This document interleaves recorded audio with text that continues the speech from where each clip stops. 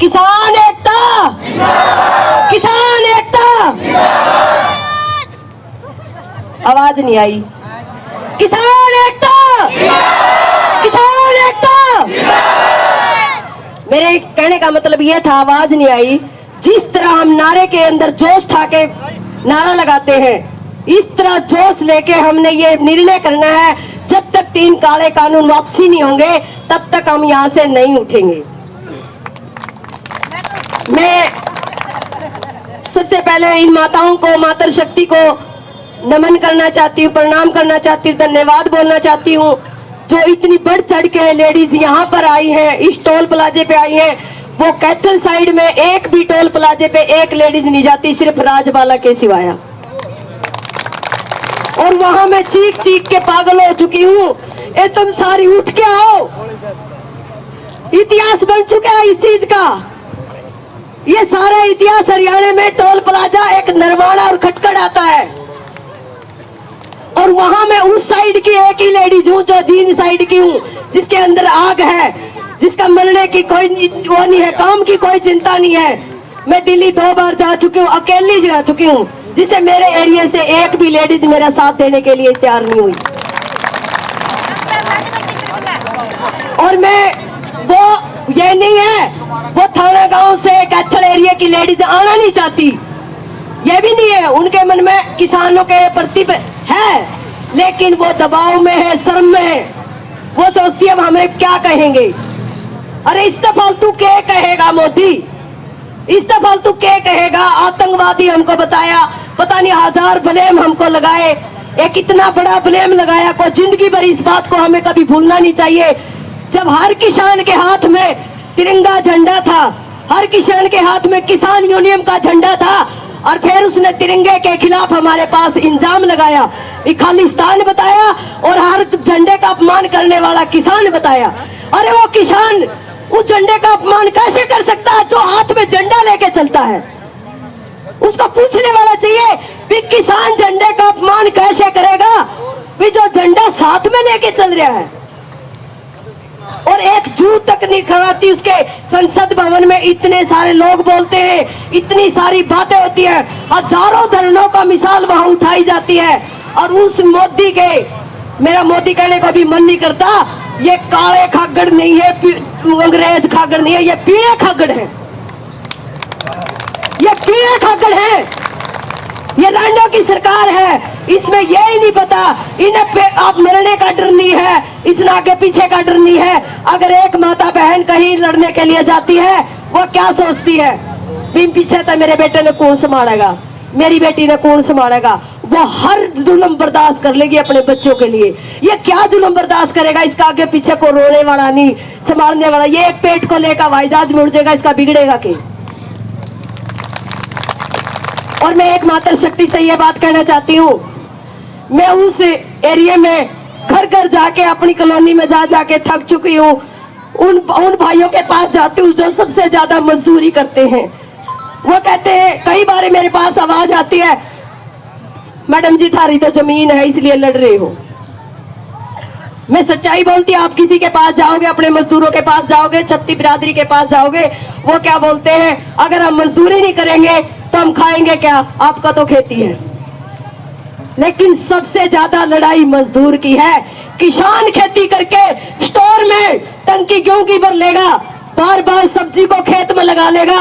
अरे मजदूर भाई, तेरे को ये बताती हूँ, तो हमारी कंपनियां या स्टोर में खरीदी जाएंगी, कोई भी इस सब्जी को किसान को खरीदने वाला नहीं रहेगा, खेती को खरीदने वाला नहीं रहेगा। सरकार की कंपनियां लेके जाएंगी, स्टोर में बंद करेंगी।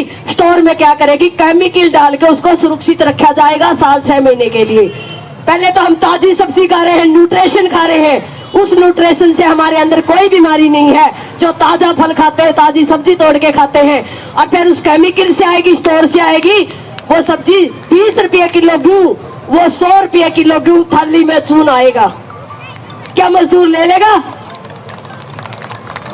सब्जी आएगी 10 रुपये किलो गोभी को, हम किसी को भी नहीं खरीद दे पाएंगे, सरकार लेके जाएगी, फिर उस सब्जी को 80 रुपये किलो गोभी देगी उस मजदूर को। बताती हूँ मेरे भाई, इसको खरीदने में सबसे ज्यादा तकलीफ होगी।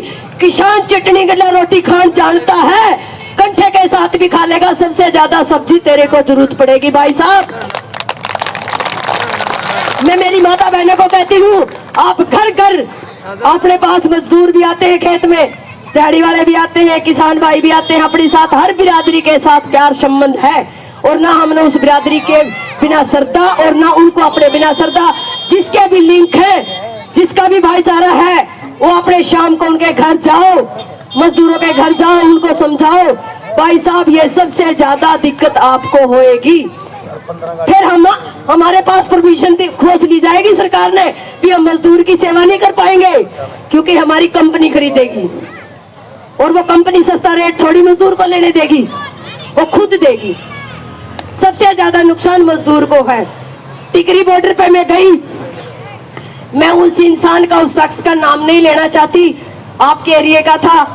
टिकरी बॉर्डर पर मैं अकेली गई, मेरे घर वाला धुआं से ट्रैक्टर लेके चला गया, मेरे को नहीं लेके गया, कहने लगा बच्चों के पास रहो, मैं तेरे को नहीं लेके जाता, तू यहीं रहो।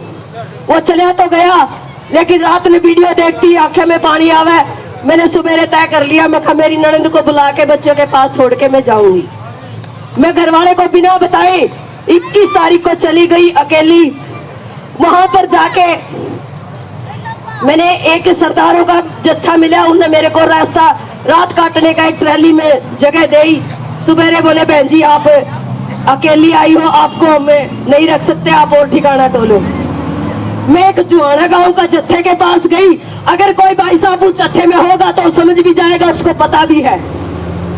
अजवाना गांव के ट्रैक्टर देखे, मैंने सोचा यहाँ लेडीज आई हुई थी, मैं इस जत्था के साथ, इन लेडीजों के साथ, इन माताओं के साथ अपनी रात गुजारूंगी और यहाँ धरने पे बैठूंगी। अजवाना वाले ने, कईयों ने कहा बहन जी एक वीरेंद्र नाम था, अगर होगा तो आप बता भी देगा। वो वीरेंद्र ने कहा बहन जी आपको एक खालसा वाला का आश्रम है, वहां छोड़ के आता हूँ, आप यहाँ खड़ी हो जाओ। लेडीजों का सबसे मेन खालसा, मैं धन्यवाद करती हूँ उस खालसा वाले का जिन्होंने लेडीज के लिए एक आश्रम खोला है, क्योंकि वो सबसे ज्यादा उस खालसे को मेरे को जरूरत पड़ी थी। मैं बताती हूँ मेरे साथ क्या हुआ।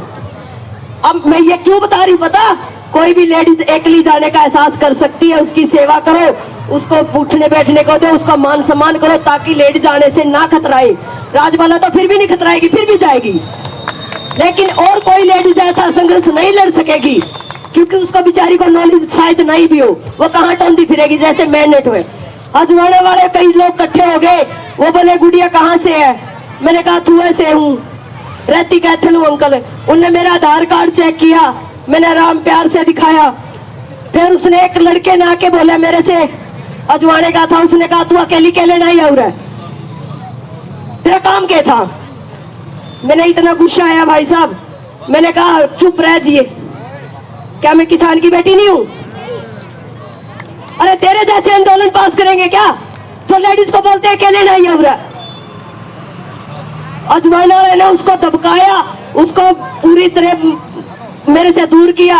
उस अजवाना ने मैं कहा बेटे हम माफी मांगते हैं, आपको आश्रम में छोड़ के आएंगे। मैंने आंदोलन आश्रम में खालसा वाले में वीरेंद्र नाम का अजवाना से है, मैं जानती नहीं हूँ, नाम पूछा था मैंने, वो मेरे को आश्रम में छोड़ के आया। अगर 26 तारीख को मैंने सोचा राजवाला तेरे को कौन टिकरी बॉर्डर पर लेके जाएगा, कौन ट्रैक्टर में चढ़ाएगा। मालिक जब सुनता हो ना, जिसके अंदर जुनून हो, मैं टिकरी बॉर्डर पर अकेली पहुंच गई। अब यहाँ भिक्खा वाले भी सुनते होंगे, भिक्खे वाले का ट्रैक्टर आ गया, भिखाड़ा का ट्रैक्टर आ गया। मैं नाम भी जानती हूँ, रामफल था एक और उसके साथ था अंकल जी, कौन था, 7 ट्रैक्टर थे भिखाड़े के। अगर वो भिखाड़े होंगे तो मेरे को पहचान भी जाएंगे। मैंने कहा अंकल जी मेरे को बिठा लोगे? बोला बेटा बैठ ले। वहां लेडीज कोई नहीं थी टिकरी बॉर्डर पे, ज्यादातर लेडीज सिंधु बॉर्डर पे थी। मैं बैठ गई क्योंकि मेरी इच्छा थी सबसे आगे जाने की। फिर मालिक ने चाहा तो सबसे आगे ट्रैक्टर हमारा चला गया। जहां सिंधु बॉर्डर पे रोड़ा होया, उसी टाइम टिकरी बॉर्डर पे फोन आ गया मीडिया वाले, उसके प्रशासन के पास, अब भी सारे ट्रैक्टर रोक दिए जाए। अब ट्रैक्टर तो रुकेंगे नहीं। ट्रैक्टर को रोकने की इच्छा की हमने तो गैस के गोले छोड़े गए। भिक्खा वाले के ट्रैक्टर में मैं सबसे आगे थी, मेरी इच्छा थी, मैं पहुंच गई जहां तक मैं जाना चाहती थी। तो वहां पर गैस के गोले छोड़े गए, सारे भाई वापसी आने लगे। मैं ट्रैक्टर से नीचे उतर के मैंने रुक के मारे, बेटा वापसी ना आओ, बेटा वापसी ना आओ, चाहे यहाँ से लाश चली जाए लेकिन वापसी ना आओ। कहने लगे आंटी आप पीछे चली जाओ, आप मर जाओगी। मैं कहा भाई मैं तो मरण खातर आ रही हूँ। तो भिखाड़े ने, मैंने कहा अंकल जी ट्रैक्टर चला लो आप। सारे लठ लेके बच्चे मेरे कहने से सारे लठ लेके आगे चले गए, तो प्रशासन आगे भाग गया, तो वहां से छुटकारा मिला। 4 ट्रैक्टरों के गोली लगी मेरे सामने, पीछे वाला ट्रैक्टर मेरा था, जो 4 ट्रैक्टरों के गोली लगी वो टायर में लगी। तो उस टायर के पीछे गोली, आगे गोली चल रही है और पीछे मेरा ट्रैक्टर। मैंने कहा अंकल चिंता मत कर, ये गोली मैं खाऊंगी, तू ट्रैक्टर बजा। सारे ट्रैक्टर भिखाड़ा के सबसे आगे गई। फिर मेरे गैस के गोले में थोड़ा फेस आज भी खराब है, काला हो चुका है, मतलब बहुत खराब होया गैस के गोले में, पानी पूनी गिरा, मेरा गला वही बंद हो गया। और सरकार की साजिश क्या रही वहां? उसी टाइम नेट बंद, कॉल भी नहीं कर सके बंदा, मीडिया वाला भी नहीं था, कोई मीडिया वाला नहीं था। मैं चीख चीख के अपनी आवाज करूं भाई साहब पीछे वाले किसान जल्दी आ जाओ, आगे गोली चल चुकी है। कोई फोन भी नहीं मिला, नेटवर्किंग भी नहीं मिला। मेरे कहने का मतलब ये है भाई, जब हौसले होंगे, जब हर माताएं ऐसे कदम उठाएंगी तो बहुत ही आसानी से इस पाखंडी को हम हरा सकते हैं।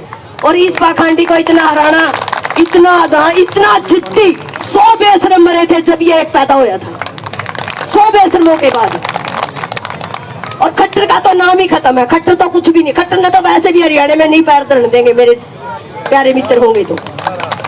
और दुष्यंत की बात करूं मैं, अगर आज भाई साहब दुष्यंत के मेरी वीडियो सुनेगा, देख लेगा, सबसे ज्यादा फैन थू वाले मेरे परिवार वाले दुष्यंत के फैन थे, जो कपड़े भी उसके नाम से डालते थे।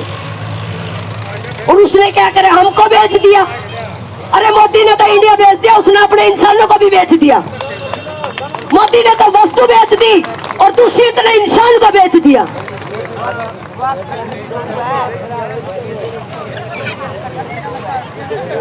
और मैं एक बात और कहना चाहती हूँ, इसमें कहने के लिए तो बहुत कुछ है, समय थोड़ा होगा और भाई बार देख रहे होंगे। मेरी एक रिक्वेस्ट है, कोई भी किसी के, मैं तो कोशिश कर रही हूँ, थाना गांव में अब तो बहुत कम जाती हूँ, वहां पर लेडीज है नहीं, लेकिन फिर भी जाती हूँ। मैं एक बात और कह रही हूँ, अगर किसी भी कोई भी साजिश षड्यंत्र रचा जाए और आपस में जितना सलूक रखोगे, जितनी किसान एकता रखोगे, इतने हम उसको हरा पाएंगे। आप इसके माध्यम से मैं एक चुटकुला सुनाना चाहती हूँ। अपने पास एक मतलब है कि ऐसा टोटा ही आ गया, किसी किस्म का एक काले कानून अपने लिए टोटा है। एक टोटा आ गया, वो एक किसान के घर चला गया। वो कहने लगे अभी इस घर में मैं बहुत फायदा उठाऊंगा, जैसे मोदी अपने इंडिया में बहुत फायदा उठाना चाहता। वो कहने लगे कैसे उठाओगे? इबकार था, टोटा था, उसने हर किसी के माइंड में, लेडीजों के माइंड में एक ऐसा प्रभाव डाल दिया, अभी वह ज्यादा नून डाल दे सब्जी में। उसका ससुर आया रोटी खाने, ज्यादा नमक था, खा के चला गया। उसने सोचा कोई बात नहीं, बहू से गलती होगी, पड़ गया होगा तो कोई बात नहीं, उसने क्लेश नहीं किया। फिर जेठ आया, वो काला नून खा के चला गया। देवर आया, काला नून खा के चला गया। उस परिवार में उस टोटे ने पाया नून एक दिन में खिला दिया। तो ये मोदी क्या, तो उसके घर झगड़ा नहीं हुआ तो टोटा शाम को चला गया। जिस घर में हम काला नून पाया खुआ सकते हैं, उसके घर में झगड़ा नहीं होया, इसके घर मेरी नहीं खपेगी। तो ऐसा ही किसान के घर में ये नून भी खुआएगा, ये धक्के भी खुआएगा, ये चोट भी मारेगा, ये जेल भी कराएगा, ये आतंकवादी भी छोड़ेगा, लेकिन हमने अपना सलूक नहीं खोना। और जेल की बात सुनो, नायब सैनी आए थे कैथल में, उसने कहा कभी इसकी 2-4 लड़कों की 9 लड़कों की FRI दर्ज करवाई है। मैं वहां पीछे खड़ी थी, मैंने कहा भाई साहब जेल हो जाने दे, अगर एक सलूकता रखो, अगर एक बंदे को पुलिस लेकर जा रही है तो सारे बंदे जेल में जाओ। किस किस को जेल में रखेंगे? ये वो इतने बंदों को जेल में नहीं रख सकते। अगर एक की सजा हो रही तो सारे पीछे बिट के जाओ, ताकि प्रशासन हमको छोड़ दे मजबूर होके। हर किसी के किसान का नुकसान होता है, ट्रैक्टर पे नुकसान होता है, किसी और चीज का, हर चीज पे नुकसान होता है। एक गरीब किसान है, बहुत नुकसान हो जाता है, उसको किसान संगठन बना के, एक मीटिंग बना के उसकी नुकसान की भरपाई करो, ताकि किसान मजबूर होके घर ना बैठे, आगे लड़े। जय जवान! सब्सक्राइब करें, बेल आइकन को दबाएं, लाइक करें, कमेंट करें।